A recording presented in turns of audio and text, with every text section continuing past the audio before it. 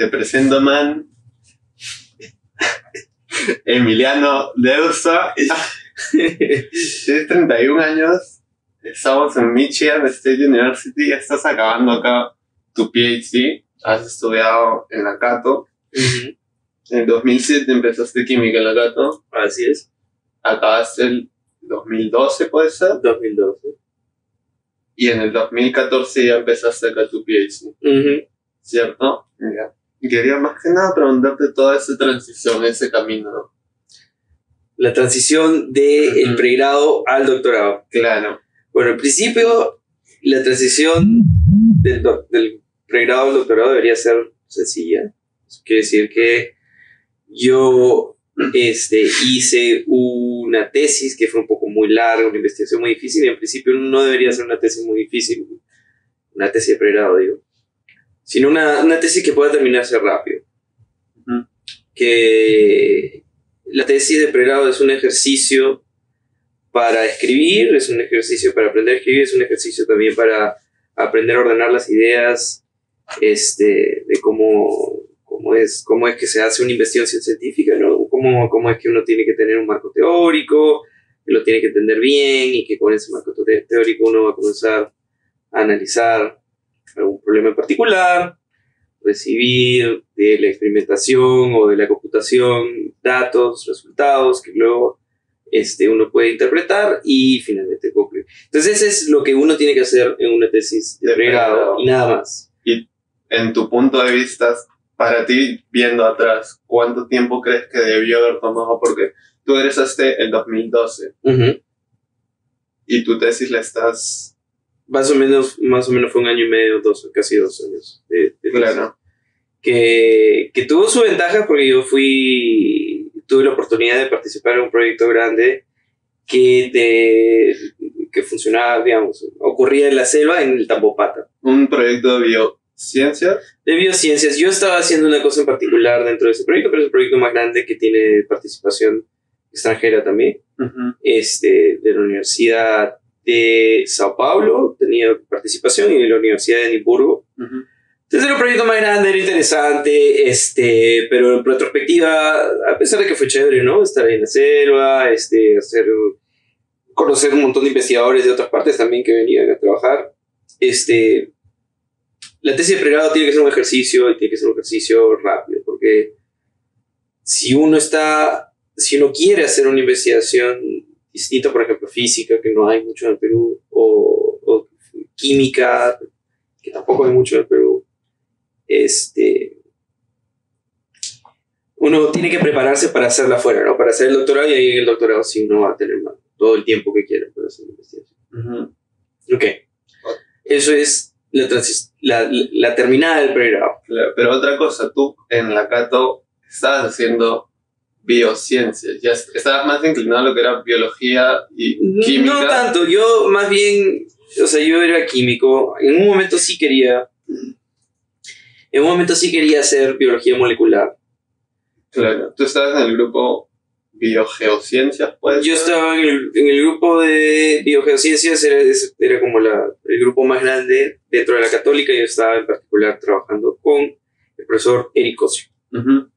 Que es tu asesor de tesis. Que es mi asesor de tesis en la Católica. Entonces, pero la cosa es que yo entré al química pensando que quería hacer biología molecular. Pero una vez que estaba en química me di cuenta que no me interesaba tanto la parte biológica, me interesaba más la parte mecanística del asunto. Y entonces, en verdad, comencé a darme cuenta que me gustaba más el análisis y la físico-química. Y en la Católica, físico-química no es muy fuerte. Ahora comenzó a ser más fuerte gracias a el esfuerzo de, por ejemplo, el profesor Yves Coelho y la profesora Beatriz Galarreta, que justo llegaron cuando yo ya me estaba yendo, y ellos están haciendo de la parte del área de físico-química en la Católica un área mucho más importante. Y la cosa es que en ese momento no era tan fuerte, pero era lo que me interesaba más. Entonces, en verdad, me metí a trabajar con el profesor Cosio, porque era el proyecto en el que yo estaba era un proyecto que tenía mucha instrumentación. Y a mí me gustaba esa parte. También me gustaba la parte biológica, pero lo que más me gustaba era la parte instrumental. Y por eso decidí meterme en ese proyecto en particular. Pero ahora lo que estás haciendo no tiene nada que ver con lo que hiciste en su momento. Nada que ver. En tu tesis y en tus... Absolutamente nada que ver. Que es Sí. Química teórica. Físico-química teórica. Físico-química teórica, el nombre específico es química cuántica, el área en la que estoy se llama química cuántica. Y sin nada que ver, es computadoras. Lo que antes era tomar datos en el Amazonas ha cambiado a computadoras. A computadoras, a escribir códigos de computadoras y implementar teorías físicas para la descripción de sistemas químicos, que en principio son sistemas cuánticos, sistemas de múltiples fermiones. Ahora, ¿qué chucha fue, pues, bueno? ¿Cómo pasaste de algo a otro? Y, o sea, por lo que veo, sí es posible. O sea, no es que si te enfrascas en algo en tu pregrado tienes que seguir esa línea todo el camino, ¿cierto? No, es ciencia, ¿no? Las ciencias naturales, sobre todo, tienen esta particularidad de que todo está muy conectado. No hay barreras muy sólidas, ¿no? Todo es un continuo. Todas las áreas de las ciencias naturales comparten fundamentos. Y por lo tanto no es que uno aprenda algo y se acabó, ¿no? Uno aprende cosas y va usando lo que va aprendiendo con el tiempo para hacer lo que se necesita hacer en el momento dado. Y uno puede cambiar de gustos, ¿no? O sea, el Perú tiene lamentablemente una variedad muy pobre de opciones para hacer investigación. Entonces, uno no está expuesto a todo lo que uno podría hacer en principio. Pero cuando uno llega al doctorado, sí, este panorama de las posibilidades crece muchísimo y por lo tanto uno puede decidir hacer una cosa que no era necesariamente lo que había hecho al principio, ¿no? O sea, cuando tú llegaste al PhD, ¿recién ahí viste las posibilidades o tú ya habías ido con la idea de, ok, quiero dedicarme a algo más computacional? Yo tenía la idea de que quería algo más físico-química y sí, es muy importante cuando uno va a aplicar un doctorado tener una idea más o menos de qué área le interesa a uno, ¿no? Porque te lo solicitan No te lo solicitan, pero es importante porque hay programas, hay, digamos, sobre todo en Estados Unidos, bueno, en todas partes, ¿verdad? Hay programas que son más fuertes en ciertas universidades que en otras, como por ejemplo, físico-química es particularmente fuerte, relativamente hablando, en el departamento de química aquí en MSU. El área de físico-química es más importante que otras áreas. En otras partes no es necesariamente así. Hay otros lugares en los que la química orgánica es mucho más importante que la físico-química, etcétera, ¿no? O sea, hay fuertes. Cada departamento tiene su fuerte. Entonces, si uno tiene una idea más o menos de qué área, y no tiene que ser la área súper específica, pero al menos el área más grande, es importante tenerlo en mente para poder decidir a dónde quiere ir uno.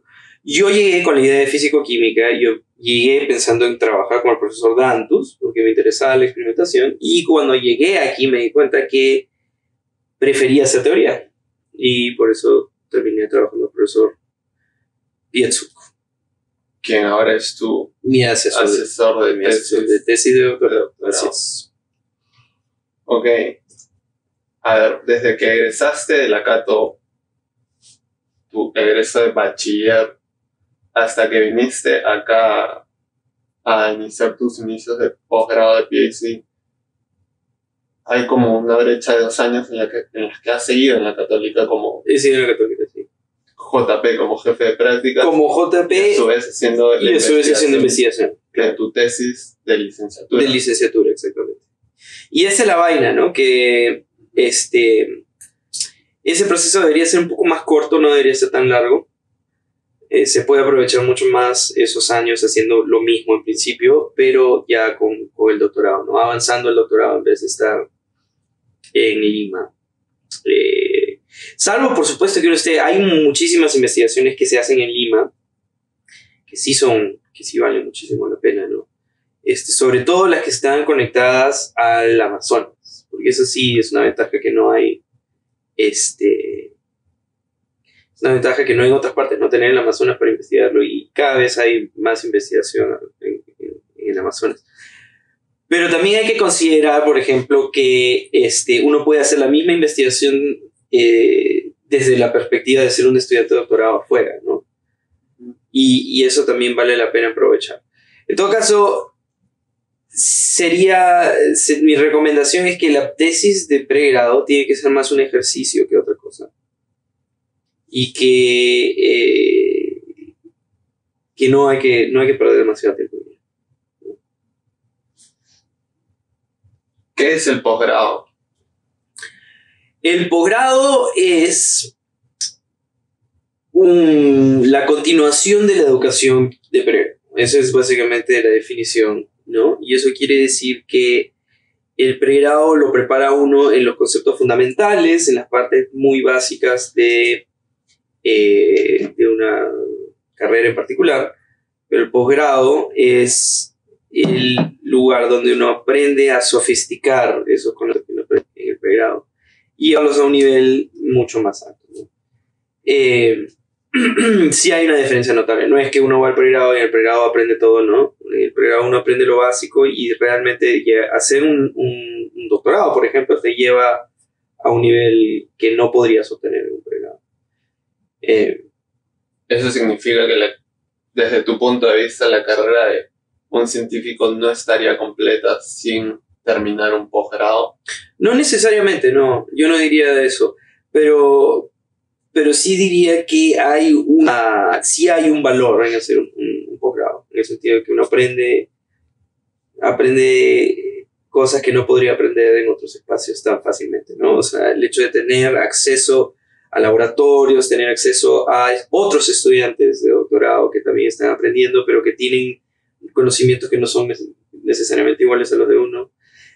Acceso a postdocs y otra gente que en realidad tiene muchísimo conocimiento y que facilita un espacio para poder intercambiar ideas, intercambiar prácticas y eso es súper importante, ¿no? En un doctorado. La otra parte del doctorado es que uno tiene muchísimo tiempo para leer, para aprender por cuenta de uno mismo, ¿no? Y el doctorado ofrece un salario para mantenerse vivo que no es malo, sobre todo en los Estados Unidos es un bastante buen salario.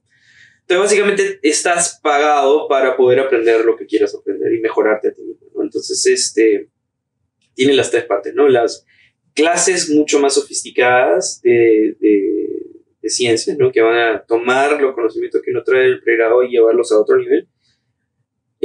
La otra parte que es tener un grupo de gente que está contigo, que está en un nivel muy alto, ¿no? Y que quiere además subir su nivel, y eso se intercambia. Eso es una cosa muy bonita, que es lo más bonito del posgrado, es tener esa capacidad de intercambiar con otros estudiantes de doctorados y con, por ejemplo, postdocs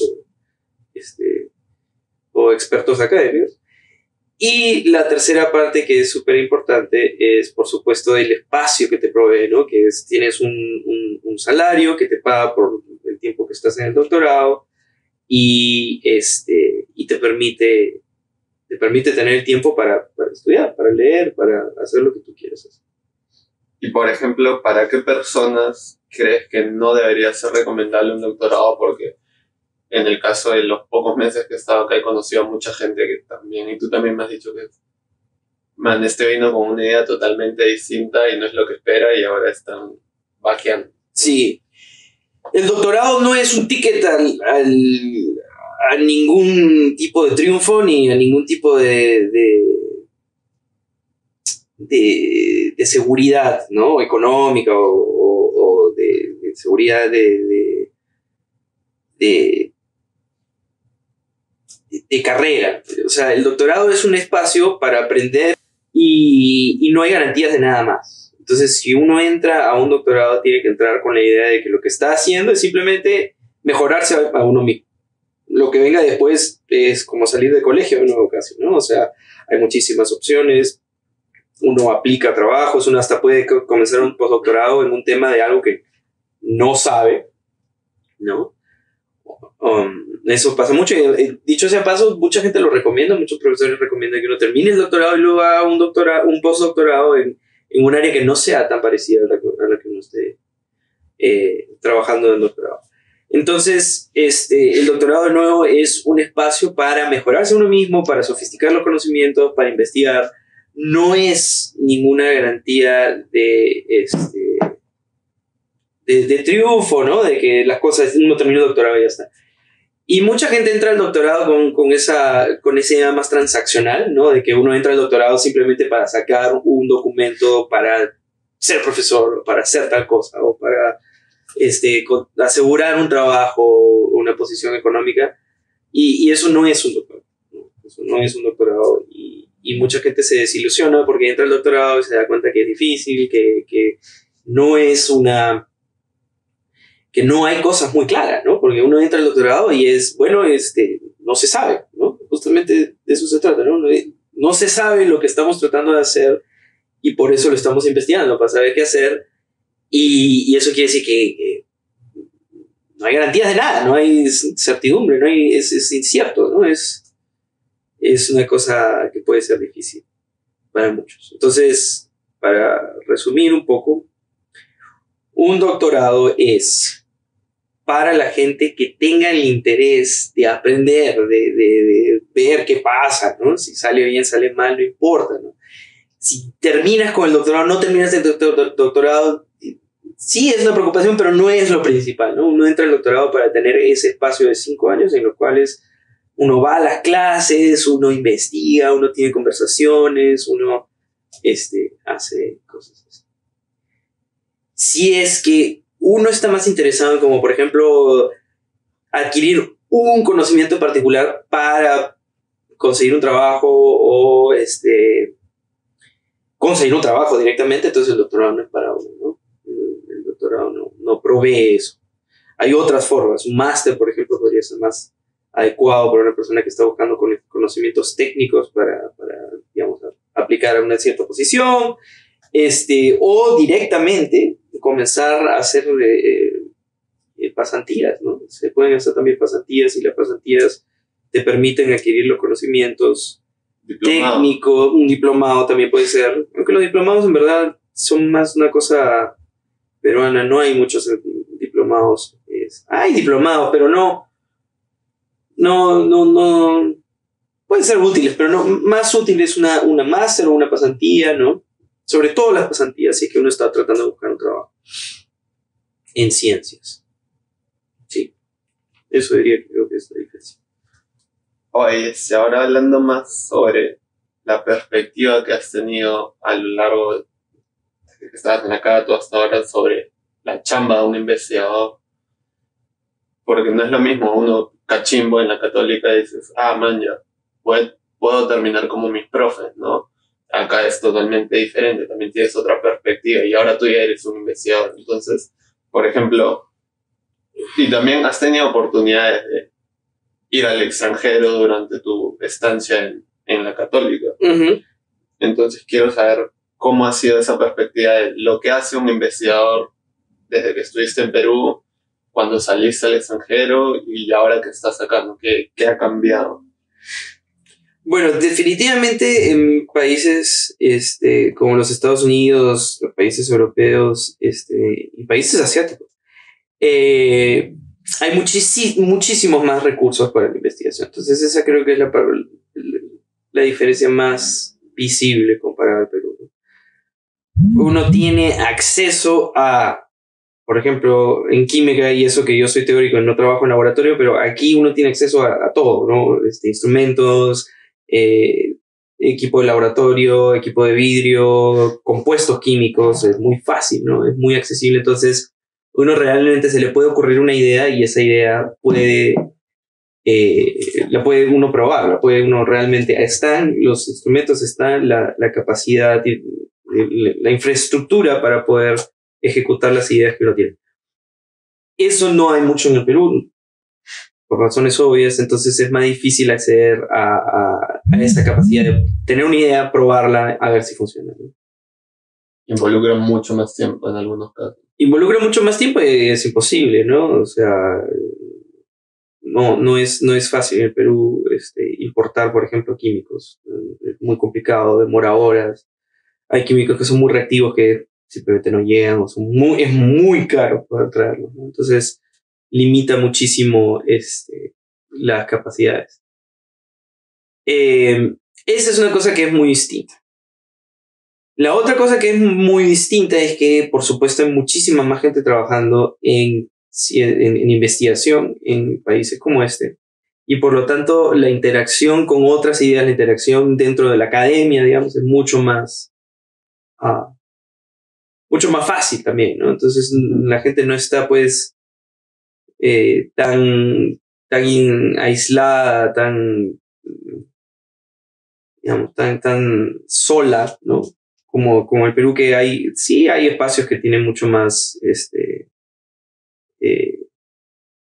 mucho más personas trabajando en temas parecidos, pero no hay esa sensación de que hay bastante gente trabajando en lo mismo y que por lo tanto uno también tiene que trabajar, ¿no? Esa presión de que sí es un área de investigación que está activa y que uno participa de un grupo más grande de personas. Yo creo que esas son las dos cosas más importantes, las dos diferencias más grandes entre hacer una investigación en el Perú o en otros países de Latinoamérica y hacer una investigación en un país como los Estados Unidos. Es la diferencia. Ahora, no solamente existen los Estados Unidos, hay otros países que también tienen muchísima ciencia y que permiten esta, ¿no?, investigación real, digamos, ¿no? Y Europa es un claro ejemplo, pero ahora, por ejemplo, China también es un claro ejemplo, ¿no? Entonces, si uno aprende chino, ni siquiera tiene que aprender chino, porque ahora, si uno sabe inglés, China acepta investigadores chinos. Pero esa es una opción también. En China hay muchísima investigación, le están metiendo muchísimo dinero últimamente. No solamente eso, sino que están trayendo investigadores de todas partes del mundo, o sea que es una opción también. Pensar en eso. Sí.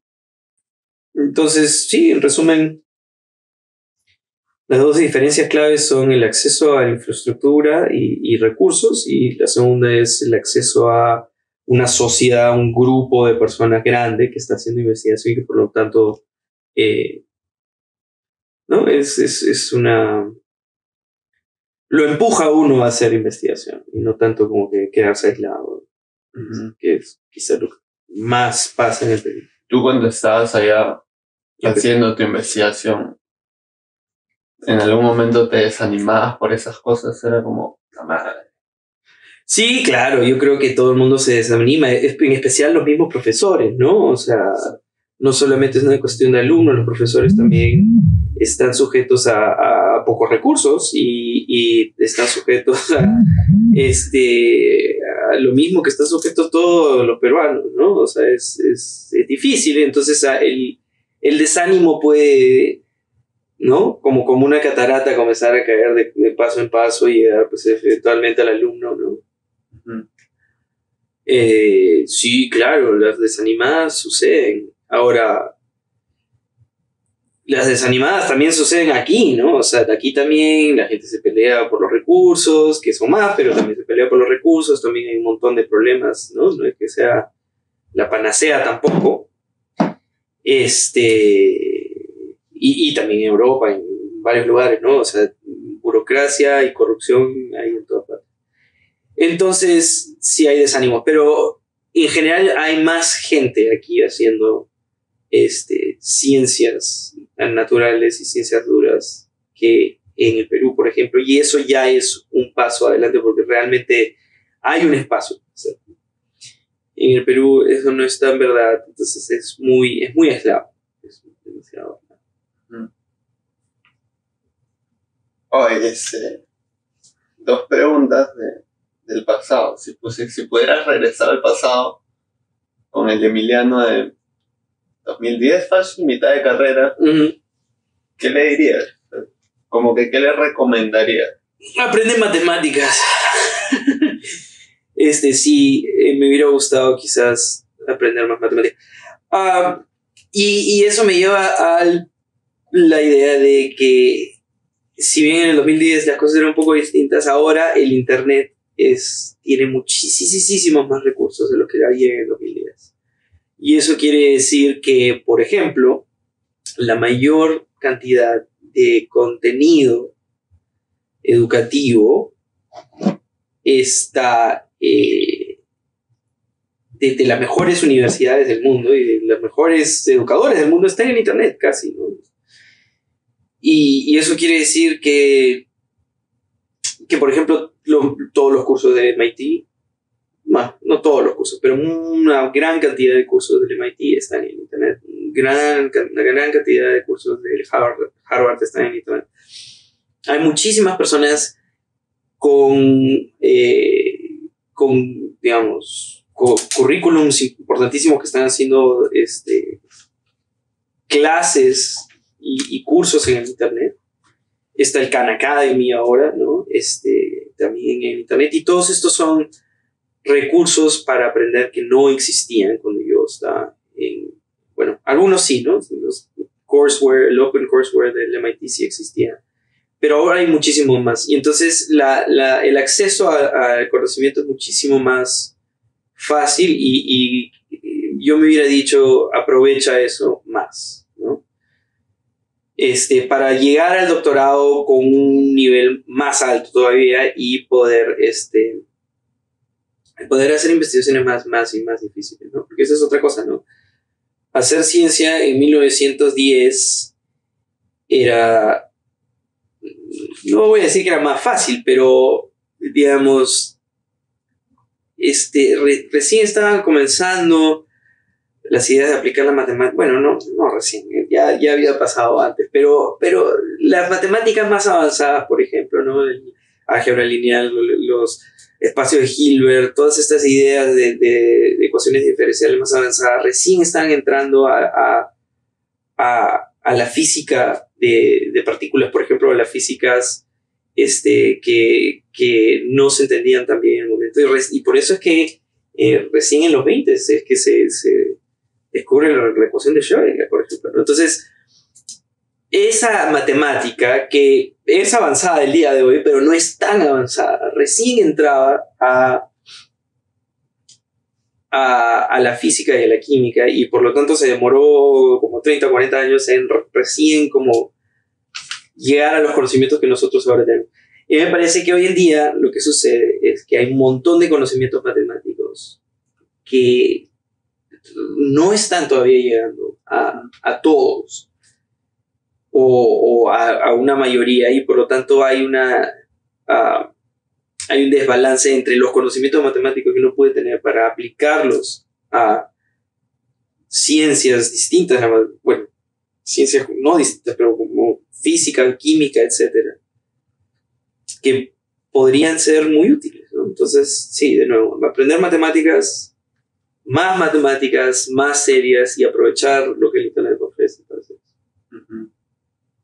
Y si le pudieras decir, pudiera estar en una charla de 1 hora en la CAT o en cualquier universidad que estén estudiando ciencias en Perú, ¿qué les dirías a los cachimbos de ahora, no teniendo el mismo background que tú has tenido en tu infancia, ¿no? Una persona X.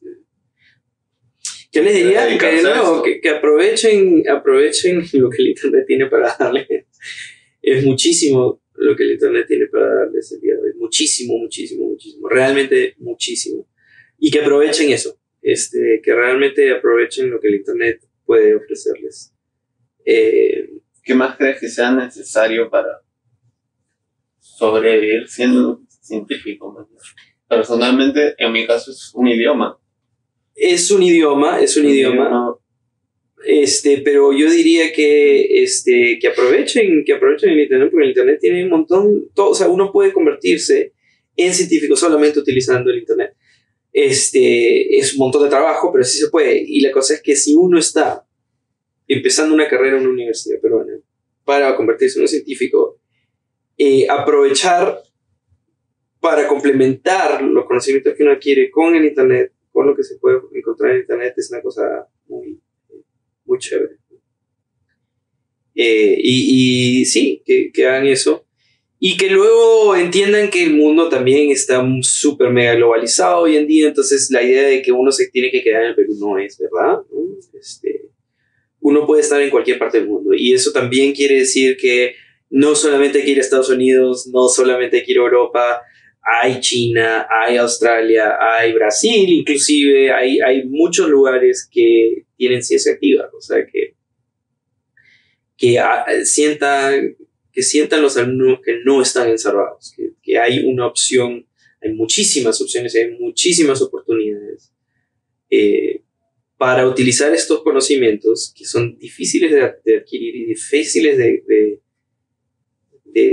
hacerlos de uno, ¿no? Porque ahí también esta vaina de uno aprende para el examen y pasa el examen y se acabó, pero una cosa muy distinta que es aprender realmente, o sea, adquirir el conocimiento y tener uno control sobre el conocimiento que adquiere.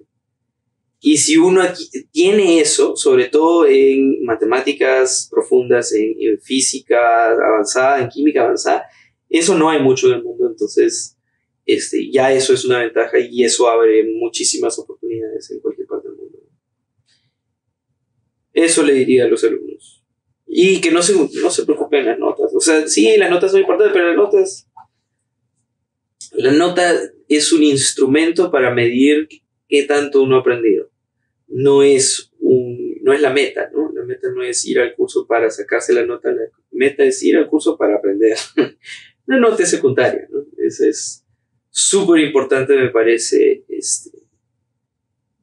porque lo veo hasta acá, y sobre todo acá en los Estados Unidos, que se ha dado la vuelta y los estudiantes, lo que le importa a los estudiantes son la nota y no aprender. Tanto en pregrado como posgrado, lo dices. En posgrado no pasa eso, pero en pregrado sí, y es terrible, ¿no? Porque no hay absolutamente nada en una nota, es un número en un papel.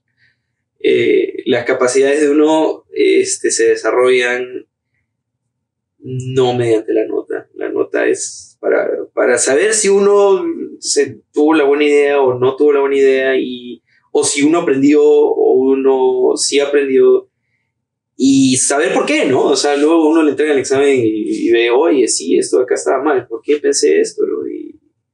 Y tratar de corregir eso. No, la nota no debería ser.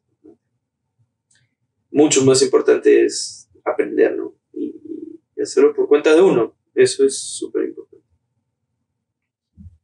Che, hermano, se logró, weón. Se logró. En calzoncillos, Coco calzoncillos. En calzoncillos.